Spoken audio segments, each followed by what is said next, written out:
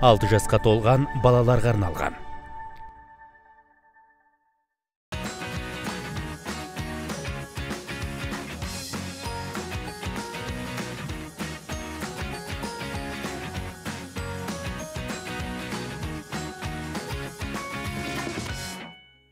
Жарқырап жайнай берші сен астана.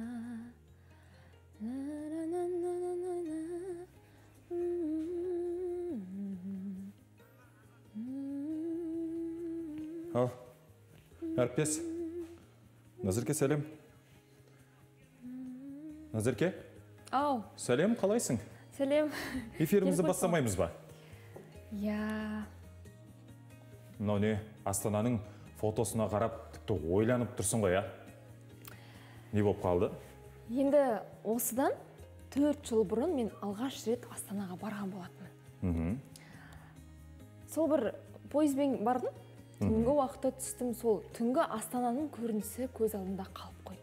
Расымен өте сұлу, өте әдемі, өте көрікті қаланың бірі. Енді суреттеріне қарап, сағынып, тамсанып отырмын. Демек, Астанаға ғашық болғансың ғой бір көргенде. Әрине. Расында, ел аузында Астананы жастар қаласы деп айтып жатады.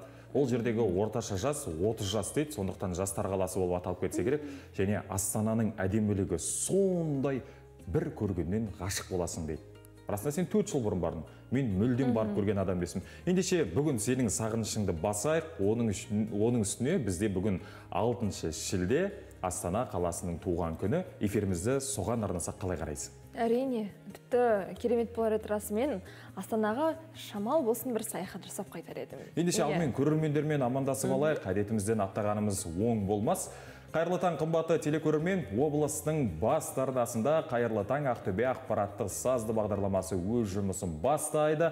Алдағы 1,5 сағат көлемінде сіздермен бірге болып, танымды ақпараттармен таныстырып, жаңа ғана әріптесім екеуміздің арамыздағы диалогтан аңғарғандарыңыздай, бүгін біз Астана қаласының туған күніне орай елорда болып аталуына байланысты эфирімізді арнамақпыз. Ендеше арнамыздан алыстамаңыздар, 1,5 сағат көлемінде сіздермен бірге боламыз. Мен Амангелді Аттабайұлы, әріптесім Назерке Алдиярова және шығармашылық техникалық топ ұжымдары өздеріңізбен бірге.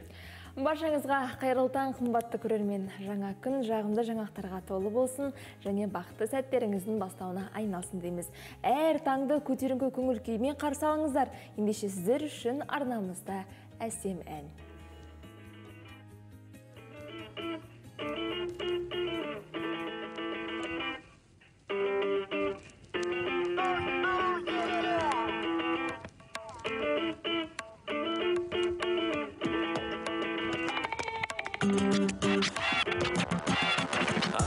Асыл қала менің мақтанышым, жас қалам пана баспана болған жастарым үшін. Бағытымыз Астанамен тек қанашың жүректен жасайық отанымыз үшін. Қазір тек біздің кезек келгеннен соң, әзір түрде теңге сенің елімде бізденген соң. Бастысы бас қаламыз әрқашан жайнай берсін, жашыгерлер іргетасын қалай берсін. Астанам әлемге мақтаным өткені ниетім сенімен тек қанашың. Сенемен еліме кең байтақ жеріме сыймайды кеудеме қуанышым. Бәрді шын отаным үшін мен шақырам жастарды бірігуге. Біріккен жеңеді дегенге сенемін жетейік деңгейдің биігіне.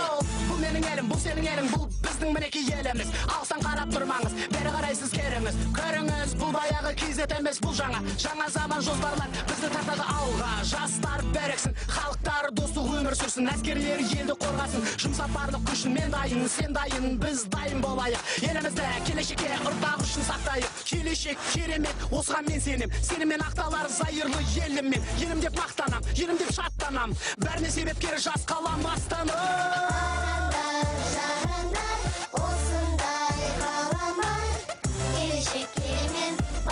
Бәріне себепкер жас қалам Астана.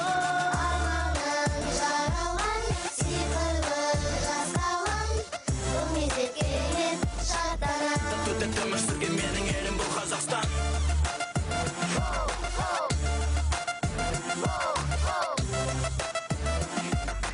Бәріне себепкер жас қалам Астана.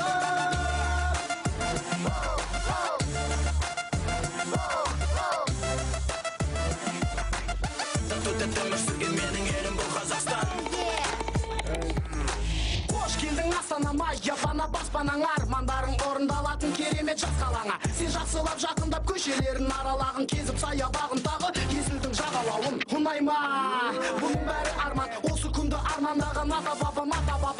ашық аспан мен жеті қазыналы жер сыйлаған, енді міне мақтаналым елімнен бастаған бар. Тек қана көз тимесін, көргенде көзіңнің жауын алатын керемет бейнесі. Ақорда мен бәйтерек ар жағында қанша түрі, менің қалам заманауи мұның өзі қанша тірлік. Туын биікке көтерген елім бар деп мақтанам, ата бабам тарту еткен жерім бар деп шықтанам. Ұлттар арасын біріктірген елордам бар астанам, тату тәтті өмір сүрген менің елім бұл Қазақстан. Қараңдар, жараңдар, осындай қаламан, келешектермен бағасамын. Бәріне себепкері жас қалам Астана. Арманым жаралған, сиқырлы жас қалам, бұл мезеттермен шаттанам. Тату тәтті өмір сүрген менің елім бұл Қазақстан. Қараңдар, жараңдар, осындай қаламан, келешектермен бағасамын. Бәріне себепкері жас қалам Астана. Арманым жаралған, сиқырлы жас қалам, бұл мезеттермен шаттанам. Тату тәтті өмір сүрген менің елім бұл Қазақстан.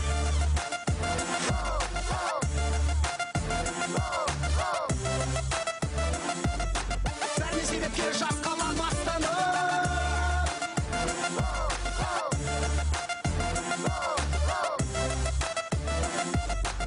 Тату тәтті өмір сүрген менің елім бұл Қазақстан.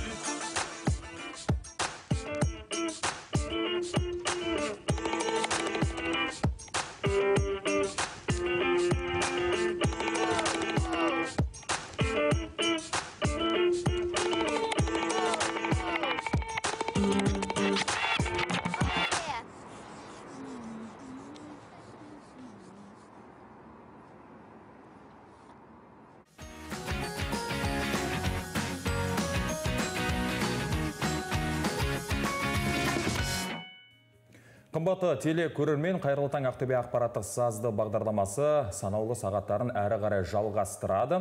Ендеше біз әдетімізден аттамай өткен күн тарих, бүгінгі күніміз сый, ертеңіміз құпия жұмбақ дей отыра атаулы даталар айдарына бір көз жүгіртіп өтейік. Бүгін 6 шілде әлем елдерімен еліміздің тарихында несімен есте қалды шолу жасап өтейік. Бүгінгі тақырыбымызға тікелей тақылеттес болып отырған және тікелей тұздық болып отырған бүгін елімізде елорда күні аталып өтіледі. Бұл Қазақстан Республикасының 2008 жылғы 25 маусымда заңмен бекітілген негізгі мерекелік мерекесі болып есептеледі. Әрі бұл мемлекеттік мереке қарсаңында да тойланып жатады. Және мейрамның негізгі тарихи мәдени мақсатына сай бұның алар орны ерекше.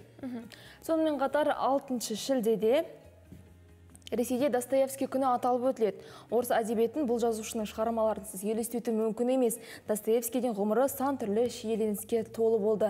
Алайда қазіргі таңда ақынның шығармалары, жалпы жазушының шығармалары әлемдегі шоқтығы биік туындыларына айналды десек те болады. Мереке күні жазушының музейіне экскурсиялар ұйымдастырылып, сонымен қатар ескерткішіне гүл шоғы қойылады.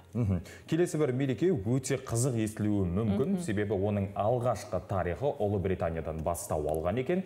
Ол бүкіл әлемдік қол ұстасу, не болмаса құшақтасу күні ретінде аталып өтіледі. Бұл біріккен ұлттар ұйымының негізгі ресми түрде бекіткен мерекесі, және бұл жастықтың, сұлулықтың, не болмаса албырт сезімнің де мерекесі ретінде аталып өтіледі. Сонымен қатар бүгін Комор Аралдары Федеративтік Ислам Республикасының ұлттық мейрамы тәуелсіздік жариялаған күні. Комор ол Үнді мұхитының Мозамбик бұғазының аралдарында орналасқан мемлекет болып саналады. Сонымен қатар Ресей Федерациясының әскери теңіз флотының күні бұл шілде айының ең алғашқы күнінде тойланады екен. Шілде айының алғашқы мерекелерінің бірі болып есептелетін Ресей Федерациясының әскери теңіз флотының негізгі мерекелері. Сондықтан әскери теңіз флоты қызметкерлерінің кәсіби мерекелерімен шын жүректен құттықтаймыз. Әрі 1992 жылы Қазақстан Республикасы жоғарғы кеңесі төралқасы Орал, Целиноград, Шымкент облыстарының және Целиноград қалаларының тарихи атауларын қалпына келтіру туралы қаулының жарияланған күні тура бүгінгі күнге сәйкес келіп отыр. Сонымен бірге 1998 жылы осы Қазақстан Республикасы мен Ресей Федерациясының арасында мәңгілік достық пен одақтастық туралы декларацияға қол қойған уақытпен сәйкес келіп тұр. Сонымен қатар 2012 жылы астанадағы Астанада Әзірет Сұлтан мешіті ашылған болатын. Ақыры Астананы тілге тиек ете қалдың. Бүгінгі тақырыбымызды сол туралы болмақ, өзің білетіндей және қымбатты көрермендерімізді таныстырып өткен болатынбыз. Ал жалпылама қандай тақырыптар төңірегінде әңгіме айтпақпыз, әріптестеріміз қандай тың ақпараттарды дайындап отыр. Алдымен аңдатпаға зер салыңыз.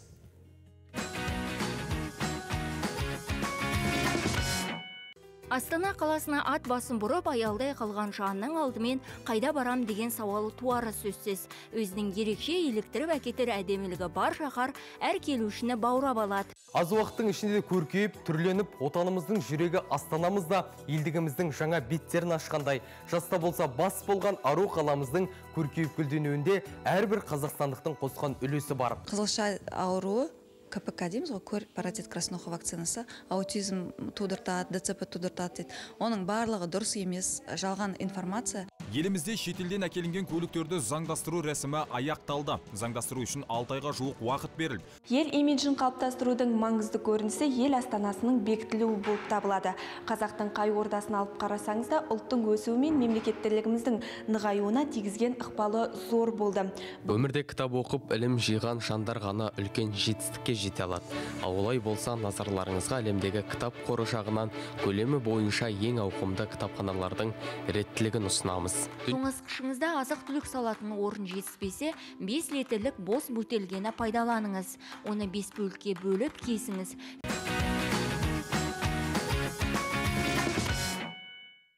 Қымбатты көрермен, бүгінгі күндеріңізге тек сәттілік тілейміз. Таңғы астарын ішіп жатқан жандар болса, астарыңыз дәмді болсын дейміз.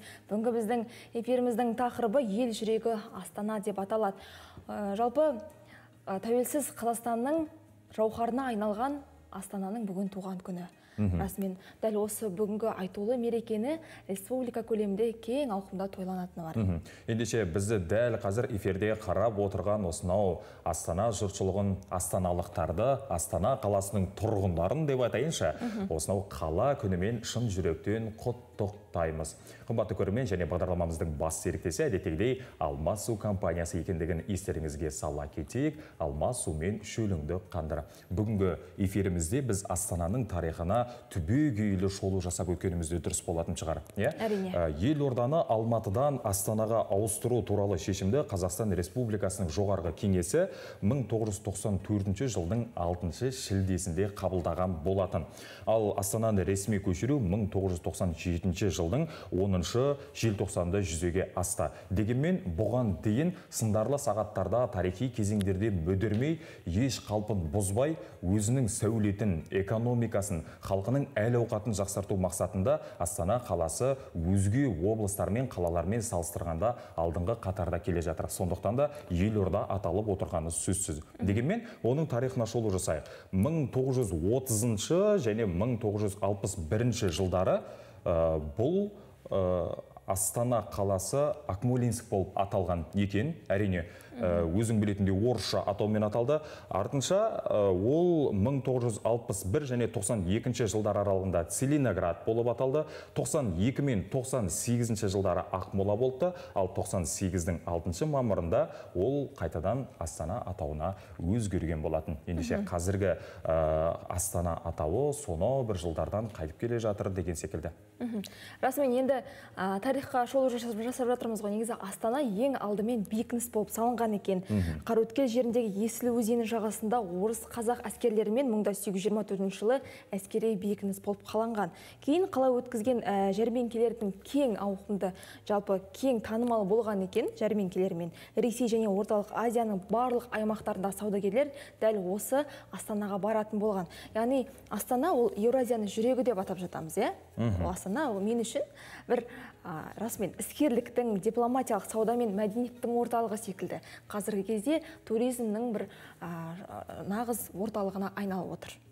Сөзіңе толықтай қосыламын, себебі Астана әлемдегі дамыған 30 қаланың құрамына да енген болатын. Қазіргі кезде ол тізімнен мүлдем тайған емес, тізімде көш бастап тұр деп айтуымызға әбден болады. Енді сөздің басында, бағдарламаның басында өзің айтып қалдың, осыдан 4 жыл бұрын мен Астана қаласына барған болатынмын, ең алғаш көрген кезде ғашық болдым деп. Расында Астана қаласында көретін көрікті жерлер көп дейді. Бірақ мен өзім барып көрген емеспін. Сенің көңіліңнен не нәрсе шықты? Енді алдағы уақытта жолың түсетін болса, әрине, Астананың барлық жері көрікті десем де болады. Енді қазіргі таңда біршама дамып келе жатыр. Менің барғаныма да біраз жыл өтіп кетті, одан кейін біршама өзгерістер болған шығар. Жас қала болса да, оның бағындырған биіктері жоғары. Енді сол бір Астана қаласындағы көрікті жерлерге тоқталсақ, енді бір Астана десе бірден 2017 жылы өткен экспо есімізге түседі. Өткеніне жалпы 6 жылдан астам өткен екен. 6 жыл бұл ел абыройын асқақтататын ең ауқымды көрменің бірі болды десек те болады. Қазіргі таңда мысалға біздің елімізге осы туристердің көптеп келуі осыған да қатты байланысты. Бүгін енді 6 шілде Астана қаласының туған күні деп айтып жатырмыз. Арасында Астана қаласы бұған дейін 6 шілдеде туған күнін тойлап келмеген екен. Себебі 2006 жылға дейін оның негізгі туған күні 10 маусымда тойланып келді. Артынша 2006 жылдан бері қарай ол 6 шілдеде тойланып келе жатыр. Расында Астана неліктен Астана болып аталды дегенде сауал толғандыруы мүмкін. Ол Астана сөзі парсы тілінен аударған кезде қасиетті орын, не болмаса босаға деген мағынаны білдіреді екен. Мінекей, осы бір атауына қарапта Астананың қандай көрікті екенін, оның бір тарихының тереңде жатқандығын байқауға болады. Енді біз жалпы Астананың көрікті жерлеріне тоқталып өттік қой. Экспоны айттық, одан бөлек Астанада орналасқан бәйтерек бар, иә? Оның әрқайсының өзінің бір тарихы бар, өзіндік бір мағынасы бар. Сонымен қатар қазақ елі мемориалды кешені бар. Одан да бөлек көп деген Әзірет Сұлтан мешіті бар. Жаңадан бой көтеріп жатқан мешіттерді қоса айта кету керек. Әрине. Енді қазіргі таңда жемдеп осы барынша жылдан жылға көркейіп дамып келе жатыр. Енді осы тұрғыда біздің әріптесіміз Айжан Ерланқызы осы Астанадағы көрікті жерлерге шолу жасаған болатын, бейнесюжет дайындаған болатын. Ендеше назарларыңыз экранда болсын.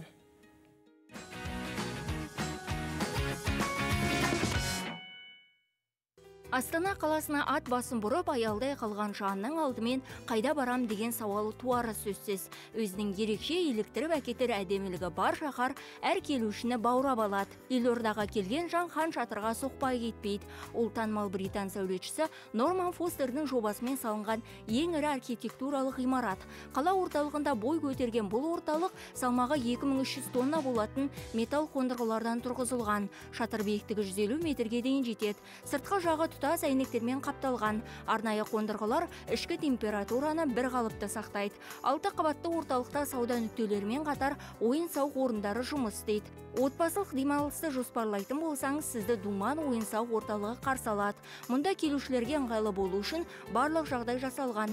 2003 жылы мамыр айында жұмысын бастаған бұл кешенде мұхитаралы 5 кинотеатр, үлкен күмбезді кеңістік, сауда нүктелері мен тамақтану орындары бар.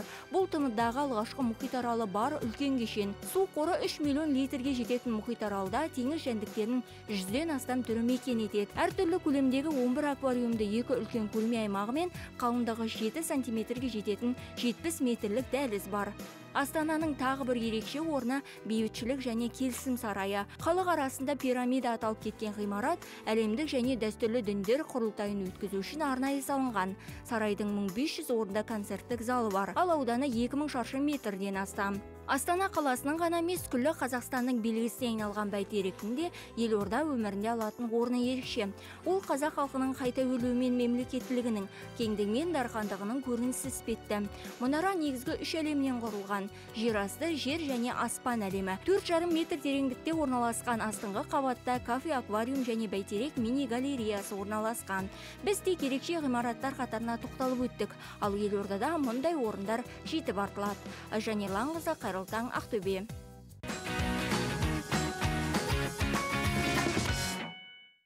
Қымбатты телекөрермен, әріптесіміз айтқандай, елордада мұндай орындар жетіп артылады. Солардың бір парасымен біз қазір таныстырмақпыз. Ал эфирімізді әдеттегідей естеріңізге сала кетейік. Бүгінгі біздің эфиріміздің тақырыбы ел жүрегі Астана деп аталады. Және бағдарламамыздың бас серіктесі әдеттегідей Алмас Су компаниясы. Алмас сумен шөліңді қандыр. Мен әріптесім айтқан тізімді тағы да толықтырғым келіп отыр. Мана айтып өткен болатынмын, 30 әлемдегі ең дамыған әрі әдемі қалалардың тізіміне кіреді деп. Ол 2003 жылдан бастап енген тізімге, себебі ол тізімді жасаған Moods Investor Service деп аталатын әлемдік рейтингі жоғары агенттік болып есептеледі. Ол Астананы дамыған 30 ірі қаланың тізіміне қосқан екен.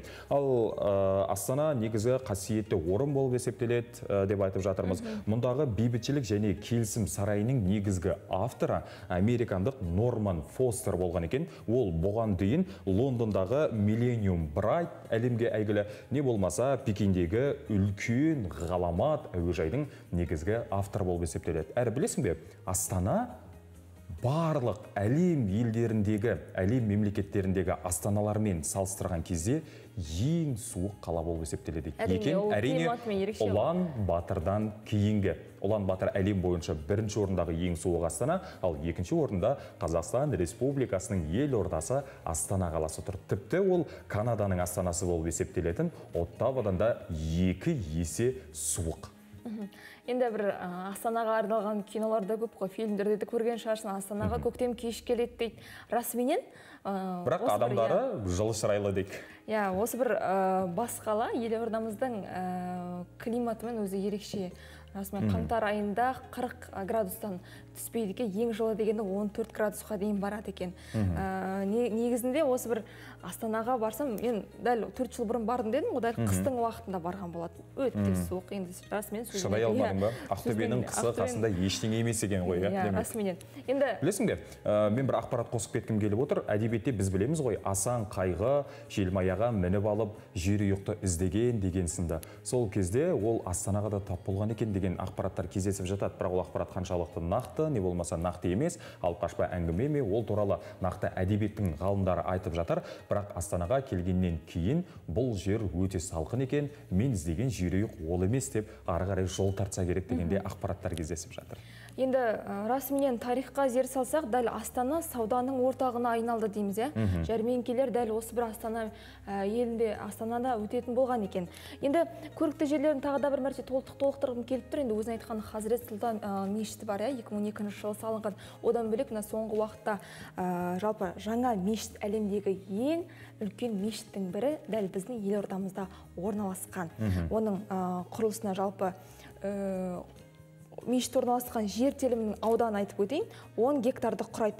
Жалпы ауданы 62,000 шаршы метрге дейін жетеді екен. Үлкен күмбездің биіктігі 82,2 метрге дейін жетеді. Жалпы бұл мешітте 4 мұнара бар. Орта Азиядағы әлемдегі ең үлкен мешіттердің бірі.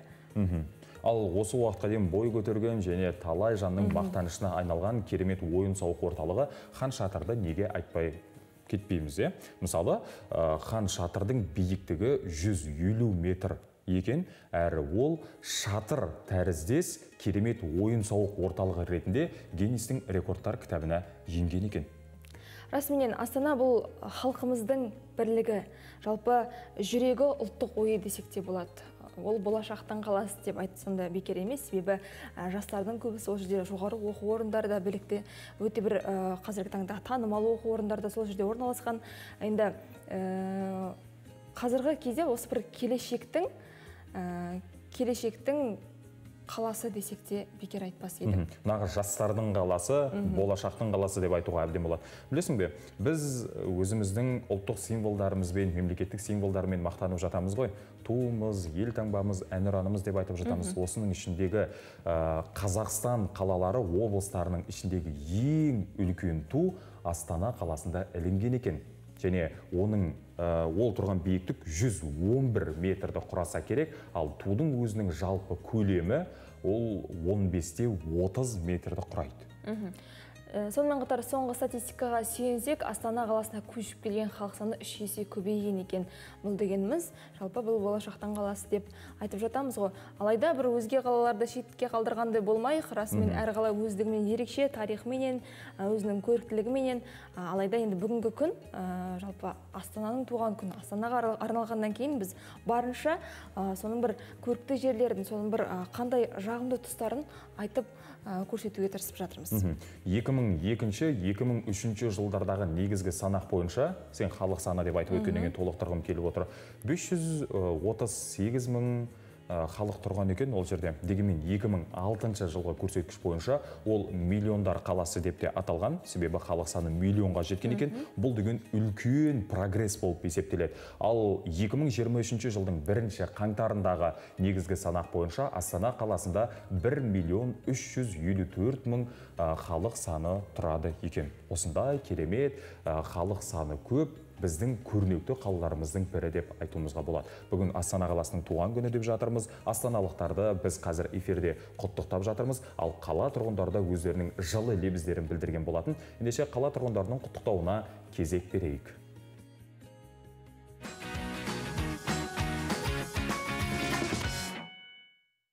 Аз уақыттың ішінде көркейіп, түрленіп, отанымыздың жүрегі астанамызда елдігіміздің жаңа беттерін ашқандай, жаста болса бас болған ару қаламыздың көркейіп гүлденуінде әрбір қазақстандықтың қосқан үлесі бар. Қарыштап дамыған Астананың бүгінгі келбетіне сүйсінбейтін жан жоқ, әсем қаланың сұлу бейнесіне алыстан көз тартып, көңіл баурайды. Астана дегенде кеудемізді мақтаныш сезімі кернейді. Олай болса, айтулы күнге орай қала тұрғындарының құттықтауын қабыл алыңыздар. Елордамыздың туған күні құтты болсын. Елордамыз күннен күнге әдемі болып көркейе берсін. Қазақстандағы жалпы әлемдегі ең тамаша қалалардың бірі. Астана күннен күнге құлпырып келе жатыр. Осылай гүлденіп құлпыруына біздер тілектеспіз. Астана күндері құтты болсын. Баршаңызға бақыт тілеймін. Әрқашанда ауырмаңыздар. Келіп жеткен Астана мейрамдарыңыз құтты болсын. Отбасыларың аман болсын, еңбектерің жемісті болсын. Тек бейбітшілік заман болсын. Барлық қазақстандықтарды Астана күнімен құттықтаймын. Еліміз аман, жұртымыз тыныш болсын. Бейбітшілік заман болсын. Барлық әлемге тек жақсылық тілеймін. Мерекеден мерекеге отбасымызбен аман сау жете берейік. Барша астаналықтар келіп жеткен Астана күні құтты болсын. Осы елордамыз өркене берсін, еліміз аман, жұртымыз тыныш, бәрі аман болсын. Астана күні құтты болсын, еліміз өркендей берсін, болашағымыз бақытты да жарқын болсын. Барлықтарыңызды Астана күніне құттықтаймын, гүлдене берсін, өркене берсін.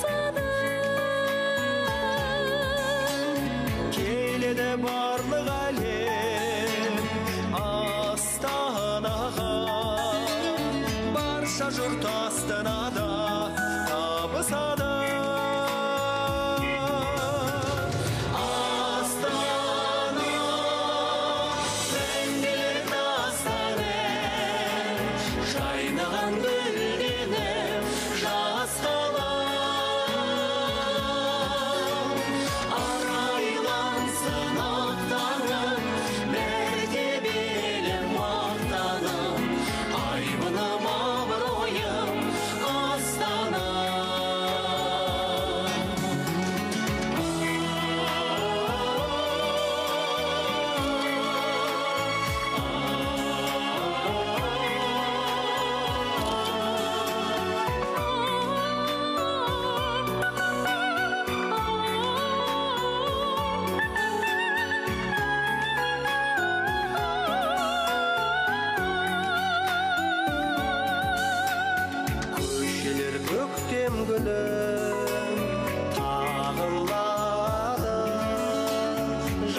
бақыттың жұлдыздары жағылады.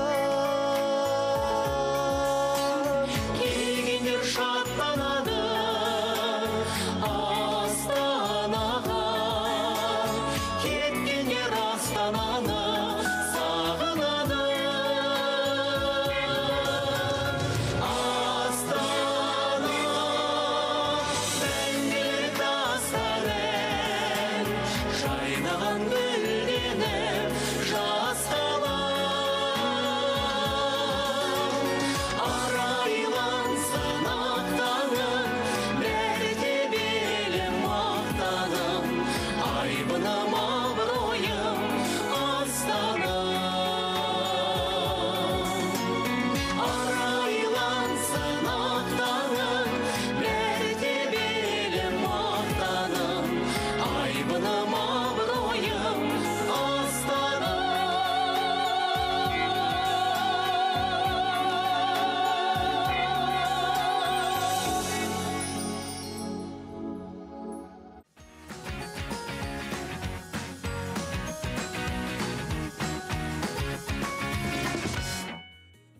Арнамызға жаңа қосылған барша көрерменге таң шуақты болсын, күндеріңіз сәтті өтсін, жағымды жаңалықтарға толы болсын деген азарма тілегімізді білдіре отыра, эфирімізді әрі қарай жалғастырамыз. Әдеттегідей қонақжай студиямызға келіп жайғасқан меймандарымыз бар. Ендеше қонақтарымызбен таныс болыңыздар. Қазанғап Тілепберген атындағы Шалқар ауданының саз мектебінің Домбыра класының мұғалімі Каринова Гүлжан. Сонымен қатар Қазанғап Тілепберген атындағы Шалқар ауданының саз мектебінің Домбыра класының оқушылары Төлеміс Зере Әлізақ қызы, сонымен Манасова Кәусар Шыңғыс қызы. Қайырлы таң, қош келдіңіздер. Қайырлы таң.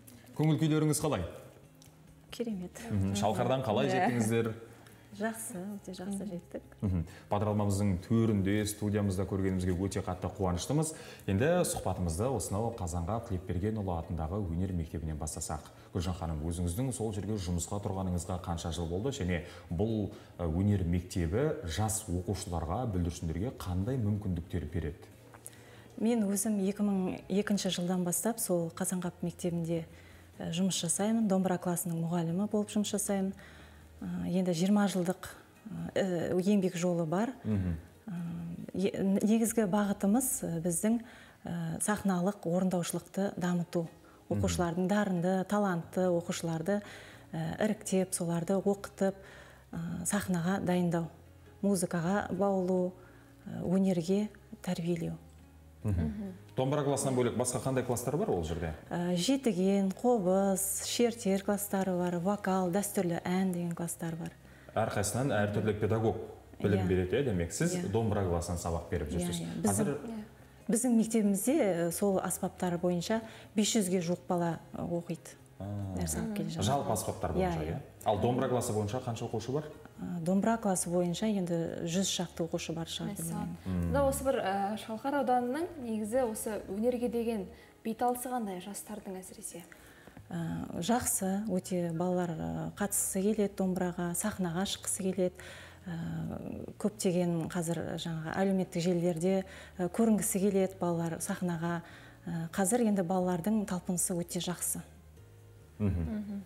Жастардың беталысы жоғары, домбыраға қызығып жатыр, басқа да аспаптарды үйрену үшін арнайы осы мектепке келіп сабақ алып жататындар бар. Ендеше осынау студиямыздың төріне келген оқушыларға сөз бергіміз келіп отыр.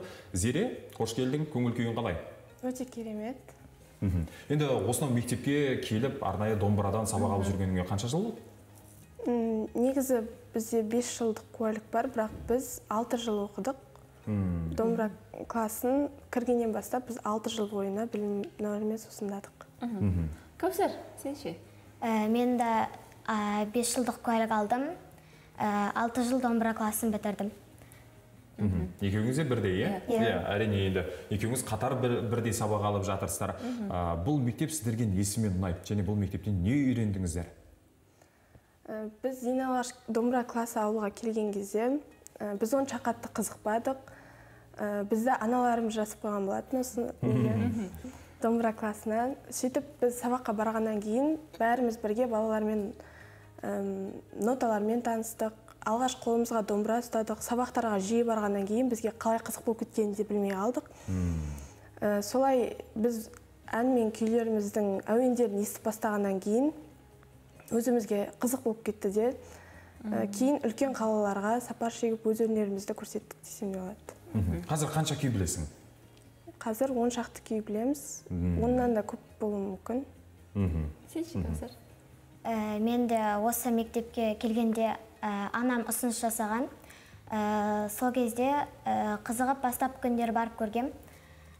Сонда маған балалармен бірге ноталарды, күйлерді үйренген қатты ұнап, әрі қарай 5 жыл оқуымды жалғастырдым. Анаң демек саған ұсыныс жасады, Кәусар, қызым, барасың ба деген секілді. Ал Зерені рұқсатынсыз жазып қойған ба сонда? Жазып қойғаннан кейін білдім мен. Солай ештеңе білмей бардық сабаққа, бірақ мұнша қызық болып кететінін білмедік. Қызығушылық артты. Жалпы Гүлжан ханым, айтыңызшы, осы Қазанғап мектебіне жалпы биыл 50 жыл толды, өте бір тарихы тереңде жатқан мектептің бірі десек те болады. Енді осы бір қалай тойланды, сол туралы өзіңіз анығырақ айта кетсеңіз. Биыл бізге 50 жыл, сол 50 жылдық іс тәжірибемізді, 50 жылдағы нәтижемізді көрсету мақсатында 50 жыл, 50 іс-шара ұйымдастырылды бізде.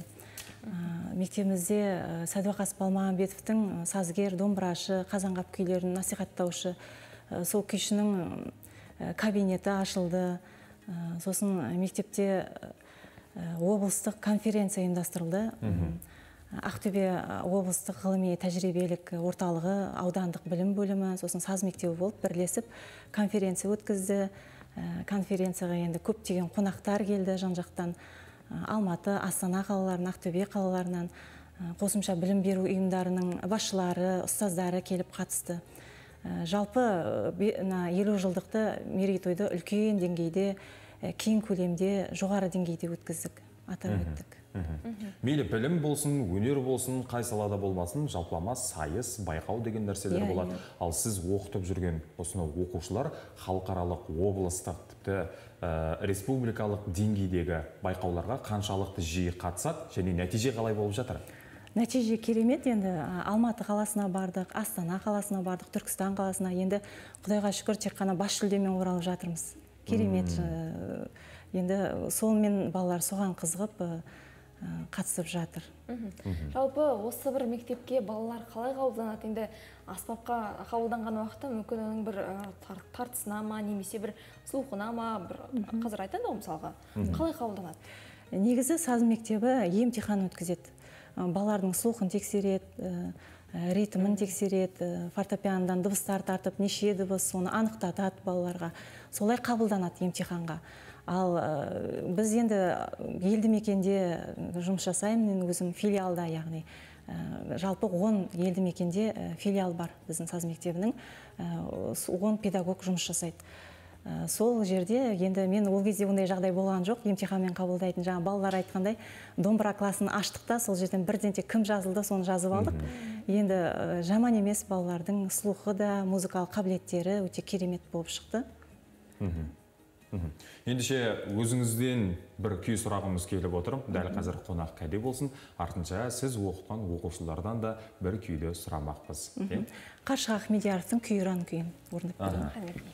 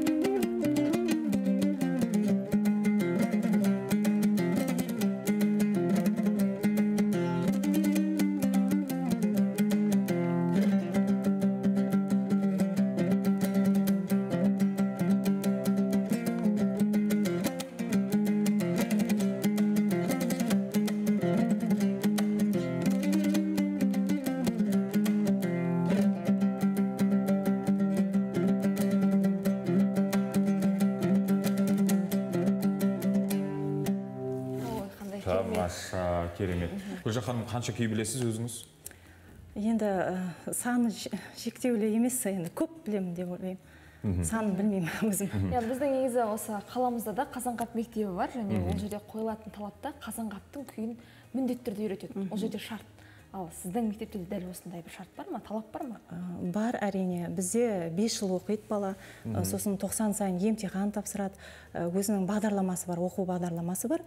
Енді барлық классқа міндеттеп қойылмаған Қазанғап күйі. Бірақ мына ең соңында бітіретін кезде 5 жыл оқып бала бітіреді ғой. Ең соңында мемлекеттік емтихан тапсырады, сол кезде міндетті түрде Қазанғаптың бір күйін орындау керек. Ал өнер саласында педагогтық білім беру балаларға қаншалықты қиын? Педагог енді психолог болу керек, баланың тілін табу керек. Енді ойлаймын, көптеген тәжірибе керек, ол тәжірибемен болатын нәрсе, оңай нәрсе емес. Бірақ енді өте қызықты, өзіме жұмысым ұнайды. Солай енді оңай емес, бірақ қиын деп ойлаймын. Қиында тұстары бар ғой енді. Енді сұхбатымыздың арнасын біздің қыздарымызға бұрғын кетіп тұр. Өздеріңіз негізі осы домбырадан бөлек басқа да аспаптар үйірмесіне қатысасыздар ма? Мысалға ішінде жетіген бар, қобыз бар деп жатырмыз. Жоқ, біздің ауылда тек домбыра классы ашылғаннан кейін тек қана домбыраға деген қызығушылығымыз артты. Солай тек бір ғана аспаппен ойнаймыз. Бұл домбыраға қызығу сіздердің хоббилеріңіз бе, әлде мүмкін өскеннен кейін өнер саласына қарай бой түзеулеріңіз келе ме? Мен өнер саласына қарай бой түзегім де келеді, бірақ қазіргі кезде хобби ретінде айналысам. Қазір тек күйшісіздер, Иә, мен де қазір хобби ретінде пайдаланып жүрмін.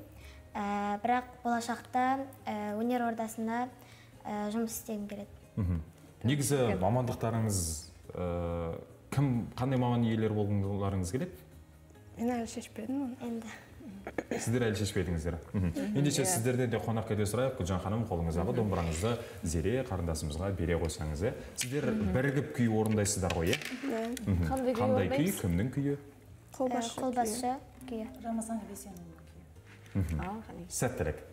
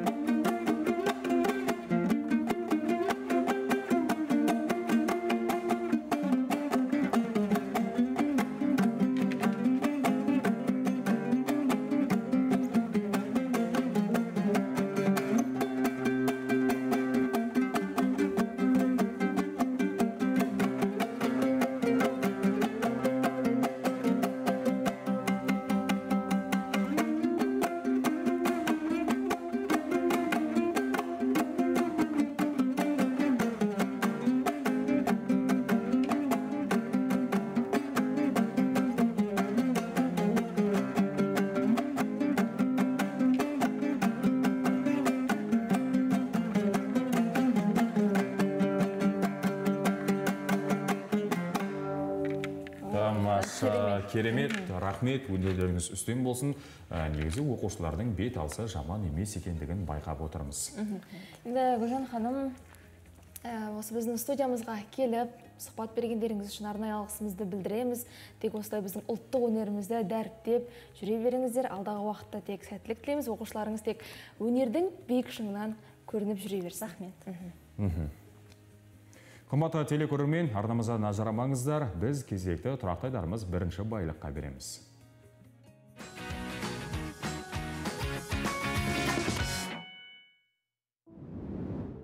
Қызылшаға қарсы екпе алудың пайдасы қандай?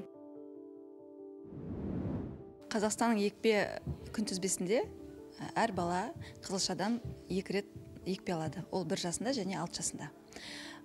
Қазір интернетте өте көп дұрыс емес дейміз ғой, жаңа информация бар. Ол дәлелсіз информация. Ата-аналар соған көп сене береді. Нағыз дәлелді, жаңа қаншама ғылыми адамдар, ғылыми жұмыстар жүргізілген, барлығы информация толық берілген сайт бар бізде. Ego.kz сайты бар. Әр ата-ана соған кіріп, өзіне керек ақпаратын оқуы мүмкін. Қазақ тілінде бар, орыс тілінде бар. Қызылша ауруы КПК дейміз ғой, көр паротит краснуха вакцинасы, аутизм тудыртады, ДЦП тудыртады дейді. Оның барлығы дұрыс емес, жалған информация.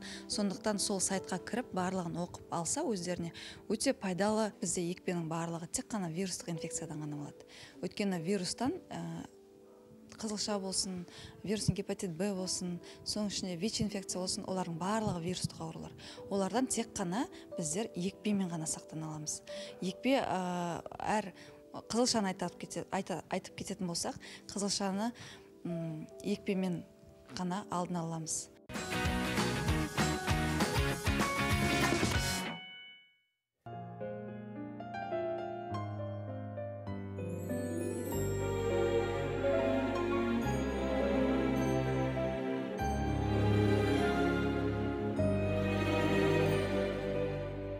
Степи бескрайней вырос город необычайной красоты.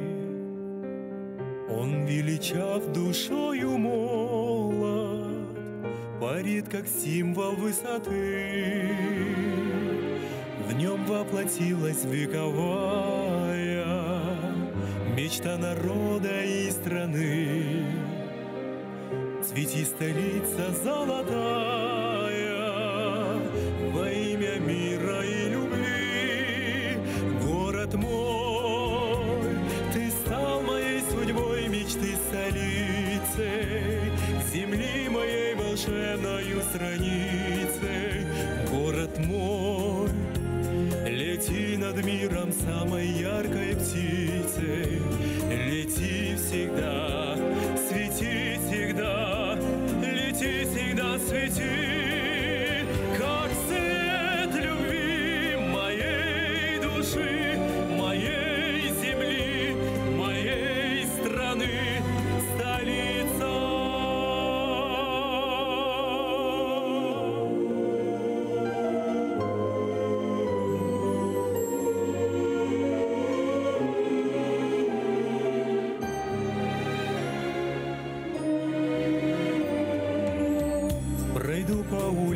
Зеленым зажгу ночные фонари и подарю луну влюбленным, чтоб ждали утренней зари. Свет теплый окон согревает проспекты, улицы, дома и добротою обнимает людей счастливая пора. Город мой, ты стал моей судьбой, мечты столицей, земли моей волшебною страницей. Город мой, лети над миром самой яркой птицей.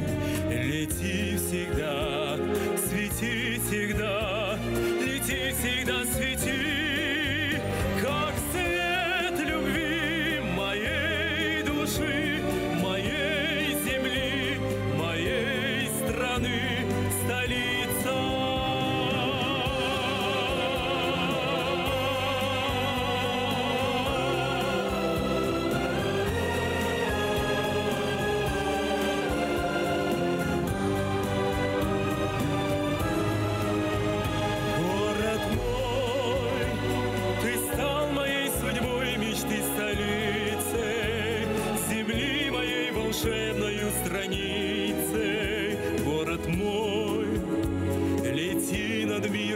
самой яркой птицей.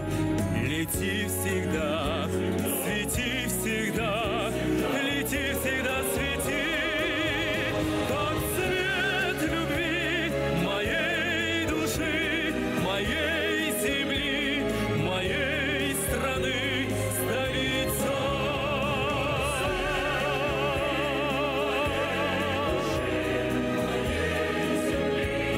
Моей страны, столица.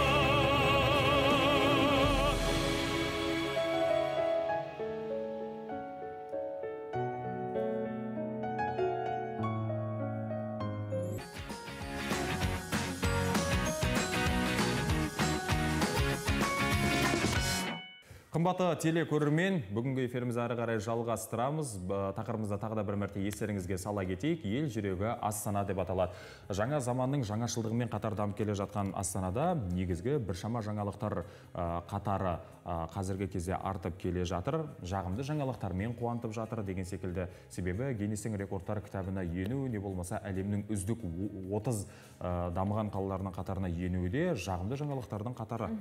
Ол себебі біздің осы Астана қаласында үлкен ғимараттардың салынуы осы еліміздегі туризмнің дамуына үлкен бір септігін тигізіп жатыр десем де болады. Сондықтан қазіргі кезде Қазақстан Республикасы жалпы еліміз туризм бойынша жақсы көрсеткіштерді көрсетіп келе жатыр. Таңғы көңіл-күй, таңғы позитив, таңғы ақпарат деп айтып жатырмыз. Ал ендеше біздің өңіріміздегі соңғы жаңалықтар легі қалай болып жатыр? Тұрақты айдарымыз жаңалықтарға кезек береміз.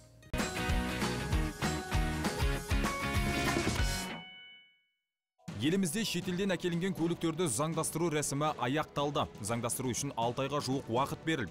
Биыл 23 қаңтар мен 30 маусым аралығында шетелдік көлікті заңдастыруға мүмкіндік жасалды.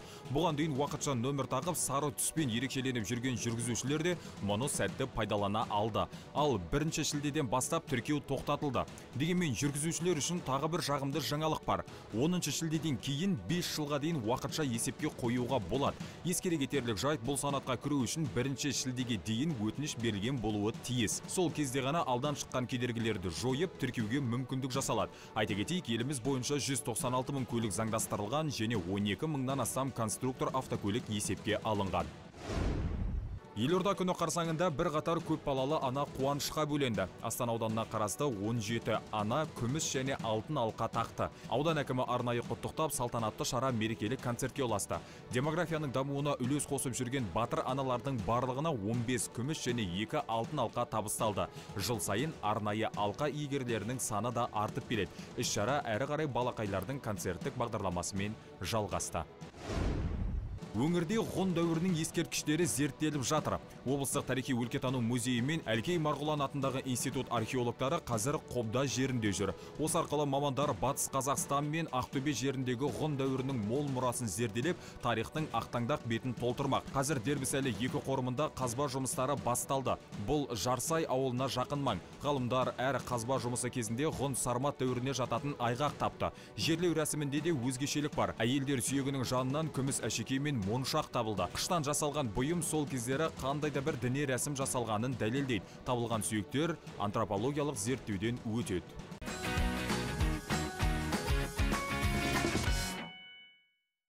Қымбатты телекөрермен, эфиріміз әрі қарай жалғастырамыз. Қонақжай студиямызға келіп жайғасқан мейманымыз бар. Ендеше қонағымызбен таныс болыңыз. Елдесов Арман Тілепұлы мемлекеттік әлеуметтік сақтандыру қоры акционерлік қоғамы Ақтөбе облысы бойынша филиалының директоры. Қош келдіңіз, қайырлы таң. Қайырлы таң жерлестер. Таңғы көңіл-күйіңіз қалай? Тамаша. Ендеше студиямыздың төрінде көргенімізге қуаныштымыз. Арман Тілепұлы, алдымен мына нәрседен бастайық. 1 шілде еліміз бойынша әлеуметтік кодекс енгізілген болатын. Оған сай біршама өзгерістер еніп жатыр. Аталмыш сіздердің салаларыңыз бойынша қандай өзгерістер туындауда? Және онымен сіздер халықты қаншалықты ақпараттандырып жатырсыздар? Қайырлы таң жерлестер. Біріншіден мынау Астана күнін құттықтаймын барлығыңызды. Ел орда болғандықтан мерекенің де орны ерекше деп ойлаймын. Ал енді 1 шілдеден бастап әлеуметтік кодекс күшіне енді. Бүгін бірнеше күн болды. Соның аясында ТМД елдерінің арасындағы әлеуметтік заңдар жиынтығының біртұтас құжаты ретінде қабылданған үлкен әлеуметтік жаңалықтардың бірі ол азаматтардың дүниеге келгеннен бастап қарттығына дейін әлеуметтік қамтамасыз етуді қолданыста жүре беретін деп болады. Мысалы, азаматтар дүниеге келді бала, 18 жасқа дейінгі жаңа төлемдері бар. Онан соң ол кәмелет жасқа толғаннан кейін жұмыспен қамтамасыз етіледі мемлекеттің тарапынан да, егер өзі жұмыс таба алмаған жағдайда. Сонымен бірге еңбек қауіпсіздігі деген бар, ол енді жұмыс істеп жүрген кезде. Одан кейін қарттығында енді зейнеткерлікке шығады, зейнеткерлік төленеді. Осы кезеңдердің барлығын әлеуметтік кодекс қамтамасыз етеді. Оның ішінде біздің саламыз ол әлеуметтік сақтандыру қоры жұмыс істейтін азаматтарға қатысты 2005 жылдан бастап мынау әлеуметтік көмектің қосымша белгісі есебінде жүзеге асырылып келеді. Оның ішінде 6 түрі бар қазіргі таңда. Тоқтала кет десеңіз, тоқтала кетейін. Баршасына тоқтала кетуіңізге әбден болады. Бірінші ол баланың 1 жасқа дейінгі күтімі деп айтатынбыз. Биылдан бастап осы әлеуметтік кодекстің аясында 1,5 жасқа дейін ұзартылды қазіргі таңда баланың күтімі. Екінші, жұмыс істеу қабілетінен айырылған жағдайда, мүгедектікке шыққан болса, асыраушысынан айырылуына байланысты, жұмысынан айырылуына байланысты төлемдер болып табылады қазіргі таңда. Оның ішіндегі енді ең бүгінгі таңда актуалдылығы баланың күтіміне байланысты ғой. Бұрын 1 жас еді, қазір 1,5 жасқа дейін ұзарды. Сонымен бірге мынау әлеуметтік кодекстің аясында отбасының цифрлық картасы деп айтамыз. Яғни азаматтар мемлекеттік органдарға бармайды, мемлекеттік органдар азаматтарға SMS жіберу арқылы тағайындалатын болады. Мысалы, онлайн тағайындалады. Қазір мысалы бала босанатын болса, оған SMS келіп тұрады, аты жөніңізді жазыңыз, атын қойған болатын болса. Сонан кейін барып, екінші SMS ол балаға осы жәрдемақы тағайындалу бойынша жұмыс істеген азамат болатын болса, бізден алады, жұмыс істемеген болса, ол республикалық бюджеттен алады, өзінің жаңағы суммалары бар, бекітілген. Ал жұмыс істеген азаматша болатын болса, айлығының 40%-ын 1,5 жасқа дейін алып отырады. Осы 5 айда 19 мыңға жуық азаматқа әлеуметтік сақтандыру қорынан төлемдер төленген болатын болса, оның ішінде 500-ге жуық азаматқа қазіргі таңда осы отбасының цифрлық картасы арқылы төленді. Яғни азаматтарға SMS барады, сол арқылы. Былтыр 1 қыркүйектен бастап пилоттық режимде жүзеге асып келген, енді 1 шілдеден бастап ол толық жүйе күшіне енетін болады. Оның ішінде отбасылық цифрлық картасы деген жалпы не, ол азаматтардың тұрмыс деңгейі, мысалы, қандай мүмкіндіктері береді? Мынау ол тек қана оның ішінде жәрдемақы ғана емес, жалпы мектепке қабілетті жастағы азаматтар болатын болса, неге мектепке бармай жүр, жалпы отбасының үлкен картинасы. Сол арқылы мысалы ол отбасыға үкімет қандай көмек бере алады. Бұрын мысалы бір азаматтар мемлекеттік органға бару керек болатын болса, ол автоматты түрде жүзеге асырыла бастайды. SMS келеді, SMS-ке жауап береді деген секілді. Ары қарай ол жәрдемақы тиісті болып, ала алмай қалу мүмкін емес деңгейге жеткізіп жатыр үкіметтің тарапынан, яғни соншалықты деңгейде цифрландырып жатырмыз. Қазір 1 шілдеден бастап күшіне енді. Сонымен бірге тағы айтарлықтай жаңалықтардың бірі ол мынау асыраушысынан айырылуына байланысты және еңбек ету қабілетінен айырылуына байланысты азаматтарға 14,5%-ға 1 шілдеден бастап жәрдемақылары өсті. Былтырғымен салыстырсақ, 8,5% ескерсек, 23%-ға өсіп отыр 22 жылмен салыстырғанда. Қазіргі таңда ешқандай мемлекеттік мекемеге барудың қажеті жоқ, автоматты түрде жүзеге асырылады. Қазіргі таңда сол өсіммен бірге барлық азаматтар ол кезең-кезеңмен алып болды. Ал оған өтінішті қалай беру керек болады? ЕГОФ электронды порталы арқылы жүзеге асырыла ма, әлде белгілі бір жұмыс жасап тұрған сайттар бар ма, сол туралы айта кетсеңіз. Және отбасының цифрлық картасы арқылы енді бүтіндей бір отбасының негізгі картинасы төлқұжаты құжаты ретінде сипаттап бердіңіз ғой өзіңіз. Ол арқылы отбасы өзінің қай санаттағы отбасыға жататындығын және оған мемлекеттен қандай қолдау көмектер көрсететінін анықтай ала ма? Ол белгілі бола ма негізі? Мысалы, әлеуметтік осал топтағы отбасылардың санатына жата ма деген секілді. Міндетті түрде ол жерде жаңа айтып өткендей тек қана еңбек министрлігінің ғана мәліметтері емес, оның ішінде білім жүйесінің мынау не дейміз ғой, әділет министрлігі дейміз ғой, жалпы бала туған кезеңнен бастап ішіндегі барлық кезеңмен ол азаматтарға тиісті жаңағы алып жүрген мысалы жалақының көлемі жасап жүрген егерде төмен болатын болса, мынау АСП дейміз ғой, қарапайым тілмен айтқанда, сол жердегі бұрын мысалы ол құжат тапсырып оған тиісті ма тиісті емес па білетін болса, мысалы тиісті болса тағайындалады, тиісті болмаса бас тартылады. Қазіргі таңда тиісті азаматтарға мемлекеттік мекемелер өздері СМС жолдап отырады. Жалпы сізге осы жәрдемақы тиісті, осыған байланысты СМС-ке жауап беруіңіз сұрақ. Ол СМС-ке жауап бергеннен бастап, оның келесі айдан бастап кезеңінен енді төленетін, оның карточкасына жаңағы есебіне төленіп отыратын болады. Яғни ол картасын бекітіп қояды. Оның ішінде жаңа айттық қой, барлық мәліметтер алынады. Жаңа банктен картасы алынады, юстициядан туу туралы куәлігі, басқа куәлігі. Егер асыраушысынан айырылуына байланысты болатын болса, қайтқан азаматтардың ішіндегі енді барлығы қазір тіркеледі ғой ол. Сондықтан сол мәліметтер бұл енді еңбек министрлігіне ғана қатысты дүние емес, ол бірнеше мемлекеттік мекемелердің жаңағы ақпараттық жүйелерінің жиынтығы деп айтуға болады. Енді бір асыраушысынан айырылған отбасыларға көмек анасы емес, енді бала басына қатысты көмек көрсетіледі. Сол неше жасқа дейін? Қазір өзгеріс енгізілді ма ол нәрсеге? Ол 18 жасқа дейін, енді кәмелет жасқа дейін көмектесіп отырады. Онан соң егерде балалары қайтқан адамның мынау ішкі оқу орындарында оқып жатса, енді ол азаматтар жұмыс істеуге мүмкіндігі жоқ қой әзірше. Оқуынан алаңдатпау мақсатында 23 жасқа дейін мүмкіндік беріледі алып отыруға асыраушысынан айырылуына байланысты. Сосын енді бұл екі түрі бар. Бірінші мемлекеттен, республикалық бюджеттен төленеді ол азаматтарға әр балаға. Онан соң ол сақтандыру төленеді жұмыс істеп жүрген. Жаңағы біздікі сақтандыру жағынан. Ал егерде ол азамат жұмыс істемеген болатын болса, оған сақтандыру төленбейді, тек мемлекеттік. Сол үшін де біз үнемі айтып жүреміз. Енді кешегіде де осы әлеуметтік кодекс қабылданар алдында әкім орынбасарының тапсырмасымен, еңбек министрлігінің тапсырмасымен үлкен график бекітіліп, біздер 99 ауылдық елді мекенге түсіндірме жұмыстарын жүргізу жоспарланды осы жылға. Оның ішінде 66-сына біз қазіргі таңда бардық. Сол жердегі мысалы ең бірінші халықпен кездескендегі біздің айтатын мақсатымыз ол жұмыс жасап жүрген кезде еңбек шартын, бірінші еңбек шартын алу азаматтардың. Себебі көп жағдайлар болып жатады, еңбек шартын алмағандықтан ол азаматқа ешқандай кепілдік берілмейді. Мысалы кез келген уақытта жұмыста бірдеңе болып қалатын болса да, мысалы қандай да бір оқыс оқиғалар болатын болса, оның айлығын төлемей тастаған болатын болса, ол азамат дәлелдей алмайды еңбек шарты. Біз ең бірінші мақсат барған кездегі тек қана біз емес, бірнеше әлеуметтік мекемелер барды, оның ішінде еңбек инспекциясы бар, осы жаңағы еңбек жағдайларын түсіндіретін. ЕМПФ-тен бар мысалы, қалай алу тәртібін, зейнетақы қорынан. Сонымен бірге еңбек департаментінен бар мысалы әртүрлі жәрдемақылар түсіндіретін. Соның барлығы бірігіп барып, мақсатымыз алыс шалғайдағы ауылдарға түсіндіру. Ол енді қалада жүргесін, ауданда жүргесін бұқаралық ақпарат құралдары жақсы дамыған ғой. Ал біздің мақсатымыз ол шалғай жатқан ауылдардағы ағайындарға барып түсіндіру.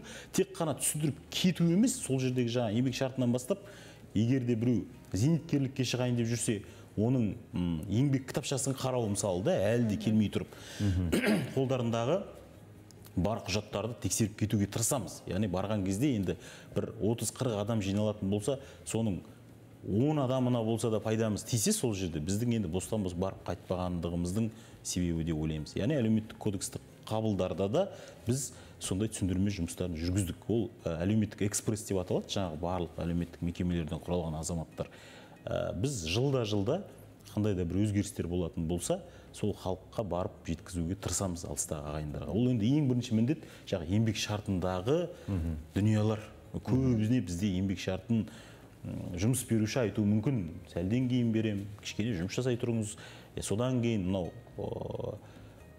ол қате түсінік. Егерде ол азаматқа ертең бір жағдай болатын болса, балаларына да жаңағы асыраушысынан айырылуына байланысты басқа да дүниелары төленбей қалуы мүмкін.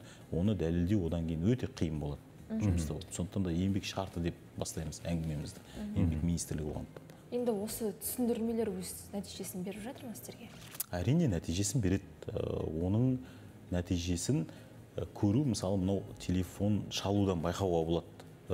Қоңырау көп болсын. Бұрын қоңырау көп болатын тұғын. Ал енді барып келгеннен кейін ауылдық жерлерге, елді мекендерге, ол енді кез келген өзгеріс болғаннан кейін көп азаматтар сұрақтар болады, өзімізде де сұрақтар болады. Мысалы, әсіресе қоғамның мынау толғантатын мәселелер болатын болса, бір нәрсе көтеріліп кетеді, содан кейін үнемі. Сол жағдай болмау үшін біз алдын ала барып түсіндіруге тырысамыз. Енді бұл жерде 1 шілдеден бастап күшіне енген әлеуметтік кодекстерді, өзгерістерді халық қалай қабылдап жатыр, және сіздерге хабарласқан кезде, не болмаса агитациялық жағы түсіндірме жұмыстарын жүргізген кезде халықтың тарапынан қойылатын негізгі сауалдар легі қандай? Не туралы көбірек сұрайды? Бұл жерде қараңыз, бұл жерде бір мәселе бар. Ол жаңағы көмекшілер бар ғой, мына мүгедек азаматтарды тәрбиелеп отырған көмекшілерге осы уақытқа дейін, егер азамат сол мүгедектің жаңағы жүріс тұрысына бәріне жауап беретін болса, оған ақша төленіп келді, айлық. Бірақ ол айлықтан әлеуметтік төлемдер аударылған жоқ. Яғни азамат мүгедекке күтім жасайды, бірақ әлеуметтік төлемдер аударылмайды да, әлеуметтік жағдайы кішкене мүшкілдеу болды. Міне осы әлеуметтік кодекстің ең үлкен жаңалықтарының бірі, ел бойынша барлық осы мүгедек, бірінші топтағы мүгедек азаматтардың күтіммен айналысып отырған азаматтарға еңбек ақысынан әлеуметтік төлемдер төлеу. Осы мәселе көп айтылып келген бізде.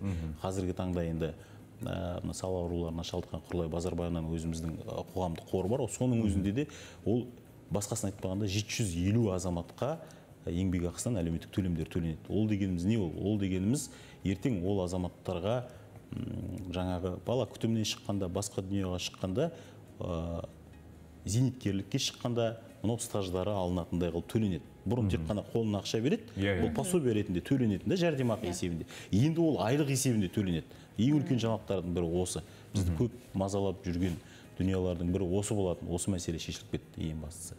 Одан кейін енді біздің әріптестердің де өзгерістерін айтатын болсақ, жаңағы Glovo дейміз, Яндекс дейміз, мынау қысқа уақытта жұмыспен қамтылған азаматтар бар ғой. Сол азаматтарға да әлеуметтік сақтандырулар төленеді.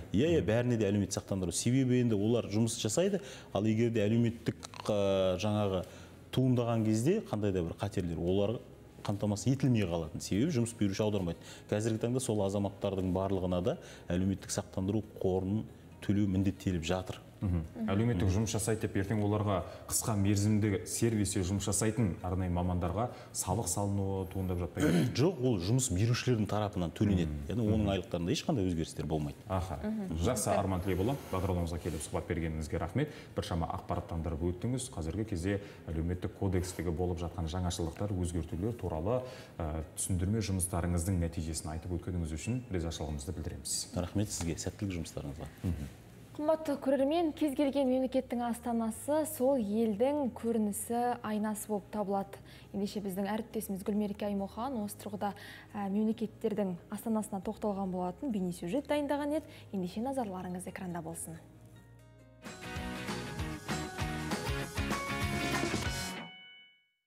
Ел имиджін қалыптастырудың маңызды көрінісі ел астанасының бекітілуі болып табылады. Қазақтың қай ордасын алып қарасаңыз да, ұлттың өсуі мен мемлекеттілігіміздің нығаюына тигізген ықпалы зор болды. Бүгінгі елорда кешегі қалаларға қарап бой түзеп болашаққа бағдар алды. Әйтсе де ел астаналарын біліп жүрген артық етпейді. Ендеше бүгін сіздермен тарихи деректерге бірге көз жүгіртетін боламыз. Алыстамаңыздар. 20 ғасырдың алғашқы жылдарында қазақ даласының астанасы Орынбор қаласы болды. 1920 жылы 4 қазанда Орынборда қазақ өлкесі кеңестерінің құрылтай съезі өтіп, 1925 жылға дейін ел астанасы аталды.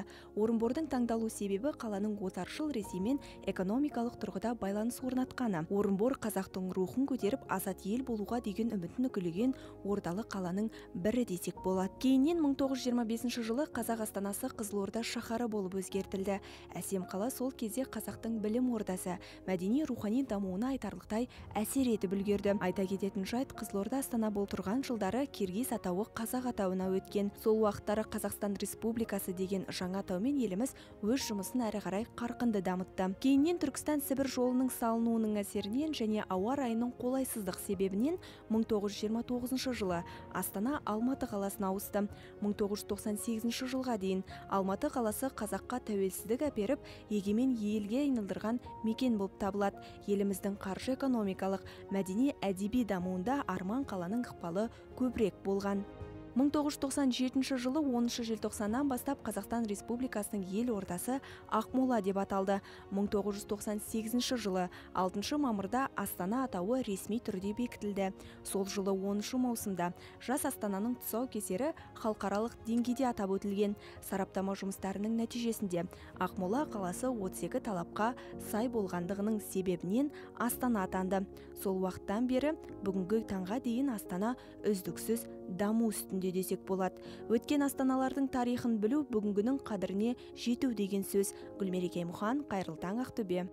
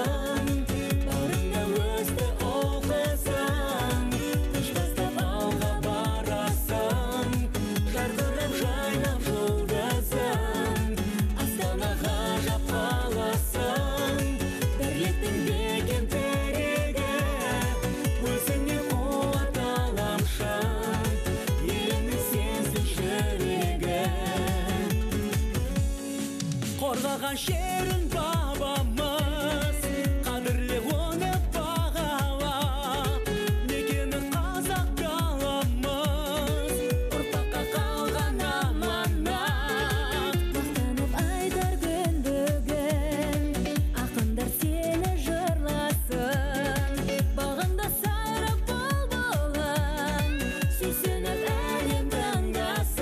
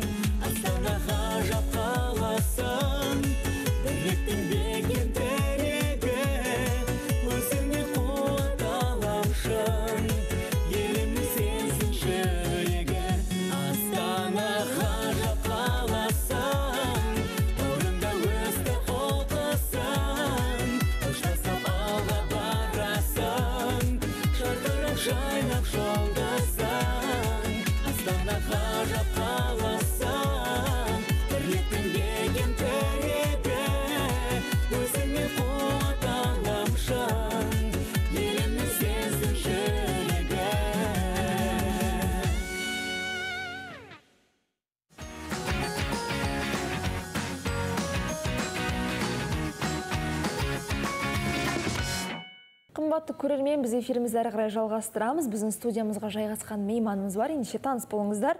Дінмұхамед Қонаев атындағы жалпы білім беретін орта мектебінің тарих пәні мұғалімі, сонымен қатар Қазақстан әкелері республикалық әкелер қоғамдастығының құрылтайшысы Тобылбаев Еркін Теміржанұлы. Қайырлы таң, қош келдіңіз. Ассалаумағалейкум, көңіл күйіңіз қалай? Көңіл күйім керемет, қайырлы таң. Студиямыздың төрінде көргенімізге қуаныштымыз.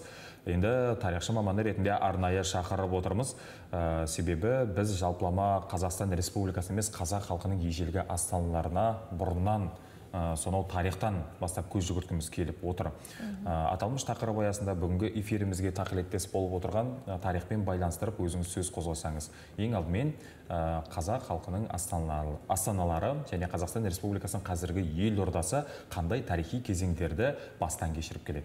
Жалпы Астана деген кезде әрбір қазақтың жүрегі тірейтетін ол сөзсіз. Себебі Астана бұл Қазақстанның жүрегі болып табылады. Енді тарихындағы астаналарға көз жүгіртетін болсақ, Қазақ хандығы 1465-66 жылы ту көтерген кезде ең бірінші кезегде Қозыбасы жерінде Түркістанды негізгі 2 жылдай астана етті өзіне Қазақ хандығы. Одан кейін сіздер білесіздер, кейін зерттей келе біз мына 20 ғасырдың басында жалпы кезекте тарих көбіне көп жасырады қазіргі таңда. 1917-1920 жылы Қазақстанның тұңғыш астаналарының бірі бұл Семей қаласы болды. Себебі Алашорда өзінің мемлекетін құрған кезде Семейде негізі қазақ зиялыларының бас қосатын ортасы болып табылды. Негізі олар Орынбор таңдағысы келді, бірақ сол кездегі саяси әлеуметтік жағдайға байланысты Семей таңдады. Семей таңдау арқылы бүкіл Қазақстанды бір орталыққа бағындыруға бағытталды. Келесі тағы Орынбор қаласы 1920-25-ке дейін болды. Орынбор қаласының таңдауында өзінің ерекшеліктері бар. Себебі Орынбор қаласында қазақ емес орыс зиялыларының да бас қосатын орталардың бірі болып табылды. Мысалы, Пушкиннің келіп кетуі, Шоқан Уәлихановтың баруы, сонымен қатар сол кездегі орыс қазақ тәуелсіздігінің бастамалары осы Орынборда көтерілді. 1917 жылы 21-26 шілде күндері Алаш партиясының 10 бағдарламасы қабылданған кезде осы Орынбор қаласында орын алды. Кейін Қызылорда қаласына көшірілді, себебі Ақмешітке көшірілді, бұл кезде Ақмешіт деп аталды. Қызылорда қаласына көшірілудің себебі де Түркістан темір жолының салынуы, себебі Қазақстанның байлығын ел экономикасына жұмсауға байланысты бағытталды. 1936-37 жылы Алматы қаласынан 97 жылы Алматы қаласы болып табылды. Алматы қаласының таңдалуында өзінің себебі бар. Себебі қазақ 300-ге бөлінеді. Ұлы жүз аға буын болғандықтан Алматы қаласының жері географиялық маңызы бар орталыққа айналды. 97 жылы Ақмолаға көшірілді. Челниград деп аталды. Ол көшірудің тағы стратегиялық маңыздары өте көп. Бірінші кезекте қазақтарды солтүстік аймақты қазақтандыру процесіне үлес қосу. Және де сол жердегі басты орталық ретінде Қазақстан жүрегі болып табылуы. Себебі Астананың жақын жерде Көкшетауда Абылайдың ордасы болған тарихтан мәлім. Біздің қазіргі елордамыз болып отырған Астана қаласы 1830 жылдан бері Акмолинск деп аталып келді, белгілі бір уақыт аралығында. Дегенмен, оның қала статусын алғаны 1862 жылы ғана алып бастады. Ал сіз өз сөзіңізде айттыңыз, ең алдымен Алаш зиялылары бой көтере бастаған кезде Семей қаласы Астана болғысы келді, бірақ тарих беттерінде бұл бұрмаланады деп. Неліктен Семей Астана болуы керек еді? Қандай да бір әлеуметтік жағдайына байланысты, не болмаса геологиялық орнына байланысты таңдалды ма? Басты мақсат не болды ол кезде? Ол кездегі басты мақсат шығыс пен батысты байланыстыру. Себебі шығыс пен батысты байланыстырса, қазақтың бір жұмыртқа жұмылдыруына себепші болды. Жаңа айтып кеттім, енді сіздер 1830 жыл деп айтып жатсыздар. Яғни Акмолинский, яғни ол кезде Ақмола облысы, Ақмола бекінісі Батыс Сібір генерал-губернаторына қарады.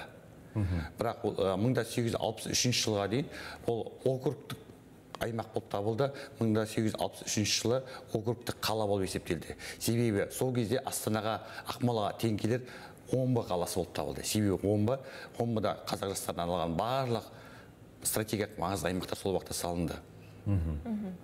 Енді өзге облыстармен салыстырғанда жалпы Астанаға қандай баға беруге болады? Енді өзіңіздің жеке ойыңыз, жеке пікіріңіз. Жалпы мен жаңа сөздің барысында Астана тарихы туралы кеңірек таныстырып өтейін.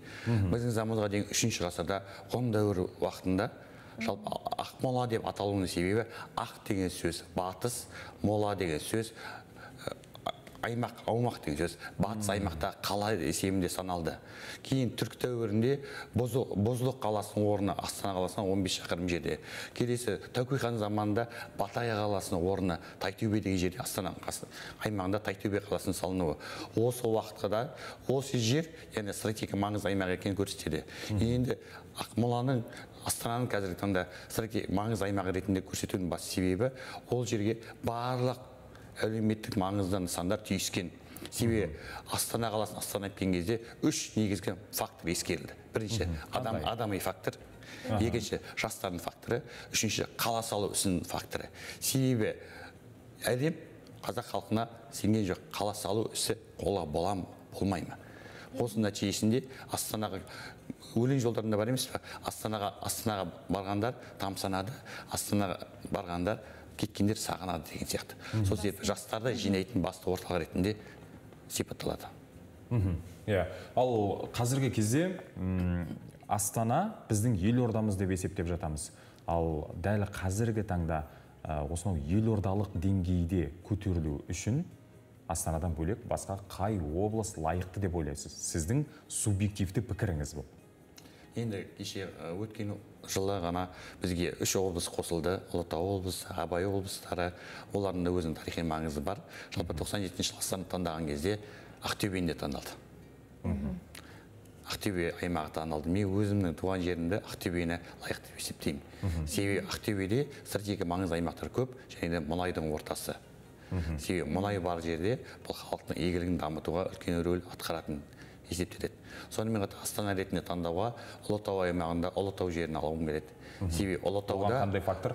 Ұлытау тарихи фактор етіп есептеймін. Себебі Ұлытау бұл Қазақстанның орталық аймақтарының бірі, және де әлеуметтік стратегиялық маңызды аймақтардың бірі. Себебі Жезқазған жанына жақын, Жезқазған білесіздер, Қазақстанда бүкіл әлемге танытқан аймақтардың қанша сәтпейтін зерттеген жер. Бізде тарихи орындар сонымен қатар Түркістанды айтуға болады. Түркістанда тарихи орын лайық па, лайық емес па, қалай ойлайсыз? Түркістан енді кеше ғана өзі бөлек облыс болып дамып жатыр. Түркістан біздің киелі тарихи төл бесігіміз. Ал төл бесікті ол әлеумет экономикалық бесікке айналдыру қисынсыз деп есептеймін. Ал жалпы Астананың сол жерде орналасуы тек қана экономикалық немесе тарихи ерекшелігіне ғана, сонымен қатар географиялық тұрғыдан да қарастырып көруге болады. Себебі оның климаты расымен басқа облыстарға қарағанда өзгеше. Осыған тоқталып өтейікші негізінде. Осы географиялық тұрғыдан сол жерде таңдау себебі қандай негізі? Географиялық тұрғыдан таңдаған кезде бұл біздің шектесіп отқан 5 аймаққа тең-бетең келеді. Евразияның жүрегі деп есептеу болады. Және сонымен қатар қасында стратегиялық маңызды аймақтардың бірі Есіл өзенінің таңдалуында. Оның да ерекшеліктері бар. Есіл өзені стратегиялық маңызды аймақтардың бірі болып табылады. Сонымен қатар Сарыарқаның төсінде орналасқан. Себебі Астананың табиғаты бұл экономикалық және әлеуметтік фактор дамытатын белсенді орталардың бірі. Себебі қазір таңда Астанаға қаншама жастар көшіп барып жатыр. Бұл құрылыстардың жүруіне ерекше себептердің бірі болып табылады. Астанаға көшіп барып жатыр, дегенмен тұрақтап қалып жататындары аз деп айтып жатады. Себебі Астана нағыз жеңімпаздардың мекені, не болмаса жастар қаласы дегенде ел аузындағы атау бар. Ол жердегі орташа жастың мөлшері 30 жасты құрайды екен. Ал сіз өзіңіз Астанаға қаншалықты жиі қонақ боласыз? Барып көрдіңіз бе? Жалпы мен Астанаға барып көрдім. Астанаға біз ғылыми жоба жарыстарымен барған едік. Шәкірттерімізді қай жылдары болды ол? Ол 2009-2010 жылдары болды. Сол кезде Астана бізге, Астана қыста уақыт барған едік, Астананың қатал табиғаты бізге мойымауды үйретті. Себебі шәкірттеріміз ол қанша қатал табиғат болса да бізге қуаныш сыйлады. Сол жарыста біздің оқушыларымыз жүлделі оралды. Яғни сонымен қатар тағы да бір айтып кететін факторлардың бірі Астана қаласындағы әлемдегі университеттердің ашылуы. Оның да бір ерекше ескертіп кету керек.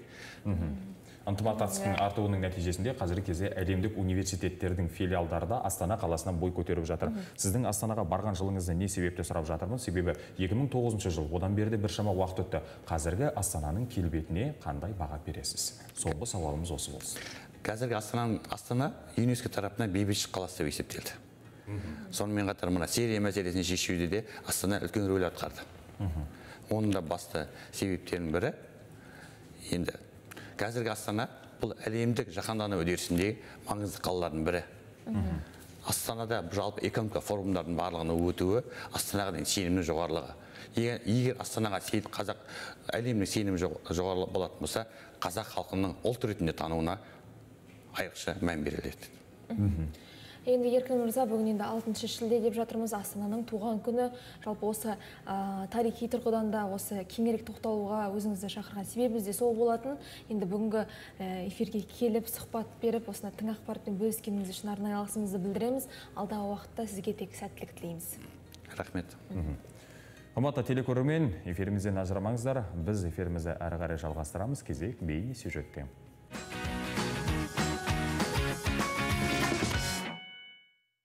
Өмірде кітап оқып, ілім жиған жандар ғана үлкен жетістікке жете алады.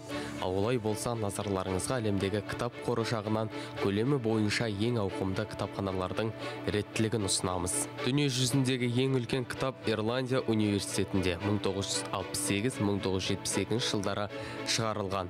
Бұл 1112 томдық Британия парламентінің құжаттары деп аталады. Жалпы жинақтың салмағы 3,3 тоннаны құрайды. Жалпы жинақтың салмағы 3,3 тоннаны құрайды. Бір қызығы, бұл кітапты оқып шығуға бақандай 6 жыл кетеді екен. Ал сіз әлемдегі ең үлкен кітапханалар туралы білесіз бе? Кітапханалардың көшін ақш-тың Вашингтон қаласындағы Конгресс кітапханасы бастап тұр. Бүгінде кітапхана қорында 153,3 миллион кітаптар бар. Сондай-ақ мұнда 3312 қызметкер жұмыс істейді. Кітапхана тарихына тоқталар болсақ, ол осыдан 2 ғасыр бұрын, сонау 1800 жылы ашылған. Келесі кезекте Ұлыбританиядағы британдық кітапхана орналасқан. Кітапханада 150 миллионнан астам құнды ақпарат, кітаптар, газеттер жинақталған. Бұл жерге жылына 3 миллионға жуық оқырман келеді. Оған қоса 25 миллионға жуық сирек кездесетін қолжазба мен кітаптардың жинақтары бар. Ал 3-ші орында тұрған Нью-Йорк көпшілік кітапханасы 1895 жылы ашылған.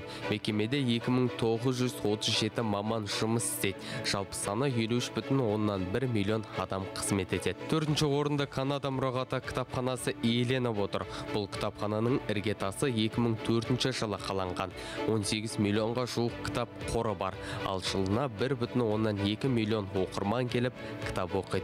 Ал соңғы 5-ші орында Ресей мемлекеттік кітапханасы жалғап тұр. Кітапхана 1862 жылы ашылған. Мұнда 47,1 миллион кітап бар. Жылына дәл осы кітапханаға шамамен 964 мың адам келеді. Барша оқырманға білім нәрін сепкен кітапханалардың бір парасы осындай. Қуат Құдайбергенов, Қайырлы таң, Ақтөбе.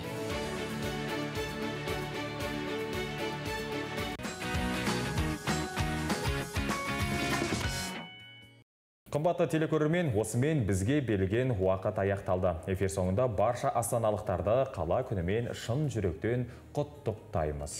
Ел жүрегі Астана, Астана болашақтың қаласы. Бүгін 6 шілде Астананың туған күні. Туған күн құтты болсын. Келесі көріскенше аман сау болыңыздар. Ақтөбе телеарнасы қосулы болсын.